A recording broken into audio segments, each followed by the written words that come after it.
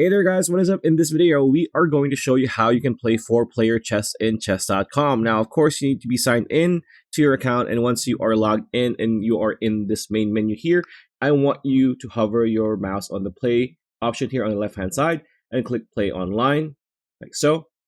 Here, you want to click on custom challenge, and then once you are in custom challenge, you want to select the game type. By default, it's going to be standard, so click on this, and then just go all the way down until you see 4-player chess, like so. So it's going to open a new tab. So wait for this new tab to open, right?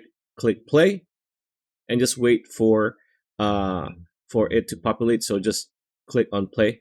There we go. We already have a pending challenge. So again, you just need to wait for other players to fill in your room, and after that you will be able to play 4-way chess or 4-player chess in chess.com. Pretty much it. That's the video. Hope you liked it. Like, comment, share, subscribe, ring that bell icon. We'll see you on the next video.